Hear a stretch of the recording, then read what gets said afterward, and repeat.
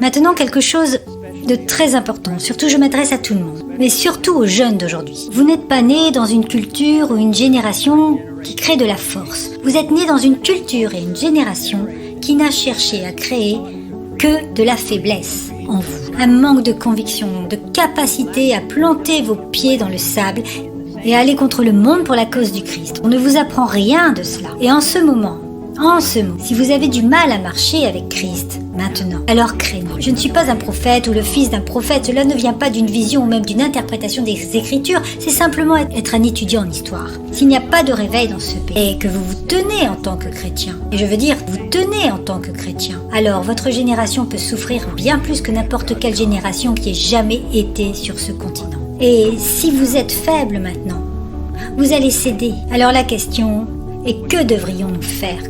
Que devrions-nous faire ? Je peux vous le dire, ce que vous ne devriez pas faire. Vous n'avez pas besoin de revenir aux générations précédentes et de trouver une sorte de modèle, comme John Wayne ou d'un cow-boy ou d'un soldat, puis d'en tirer votre exemple. Non, vous devez faire ce que chaque génération doit faire, c'est-à-dire être fort dans le Seigneur et servir le Seigneur et honorer le Seigneur. Vous allez devoir vivre dans les Écritures. J'entends si souvent ces jeunes hommes parler, mais ils ne peuvent pas se tenir debout.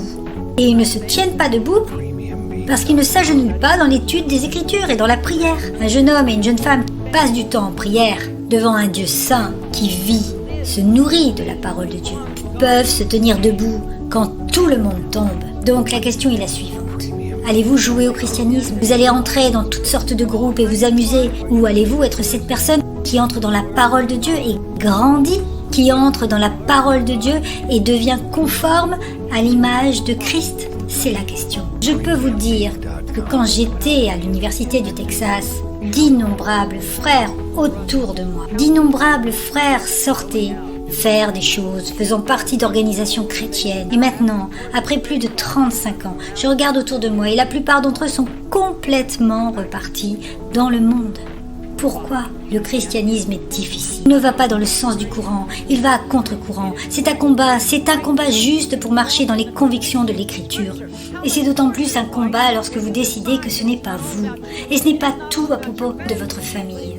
Mais c'est environ 4 milliards de personnes qui n'ont jamais entendu l'évangile de Jésus-Christ. Et vous décidez de mettre des bottes de soldats et de vous battre pour donner votre vie à quelque chose. Oui, certains d'entre vous ici aujourd'hui qui sont très dévoués, très pieux, vous devez également comprendre quelque chose. Il ne s'agit pas seulement de votre piété, et il ne s'agit pas seulement d'amener votre famille au paradis. C'est plus grand que vous, plus grand que votre famille. Il s'agit d'apporter l'évangile de Jésus-Christ au monde. Peu importe à quel point cela fait mal ou ce que cela coûte, c'est de cela qu'il s'agit. Et je peux vous dire que je vois tant de jeunes hommes gaspiller leur force dans la folie. Juste de la puérilité pure et simple au lieu de devenir des hommes. Et en pensant à apporter l'évangile au monde, de mourir pour le Christ. J'étais juste avec un frère récemment et nous rions ensemble. J'ai dit, bien mon frère, j'espère juste que ta cellule de prison est à côté de la mienne. J'aimerais la fraternité. Cela peut arriver.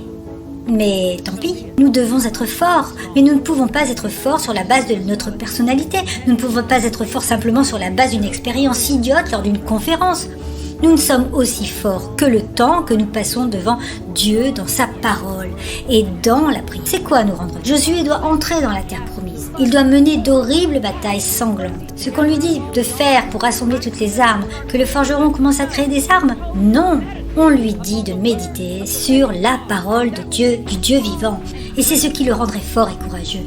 Les jeunes hommes du 1 Jean étaient forts. Pourquoi ? Parce que la parole de Dieu les habite et les habitait. Alors maintenant, allons au livre des Romains, chapitre 12. Maintenant, si vous remarquez ici, il y avait aussi les psaumes 1.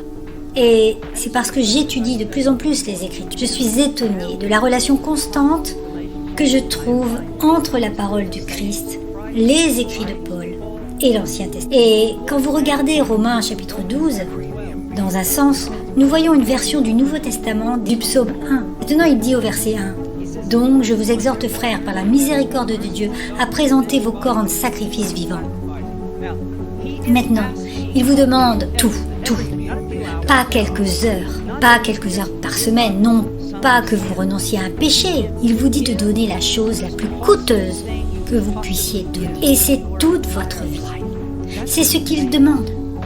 Rappelez-vous maintenant, tous ceux qui enseignent Christ, l'homme qui veut gagner sa vie la perdra, et l'homme qui perdra sa vie pour moi la trouvera. C'est un appel à mourir. Vous connaissez probablement tous Jim Elliot. Et un jour, après son martyre, un ami s'est envolé sur le site au-dessus de la plage où il avait été martyrisé. Et le pilote a dit, juste en bas, c'est là que Jim est mort. L'ami de Jim a dit non, ce n'était pas là. Le pilote dit, si, c'était là, j'étais ici, j'ai conduit l'avion. J'ai ramassé le corps juste là, c'est là que Jim est mort. Il a dit non, ce n'est pas là que Jim est mort.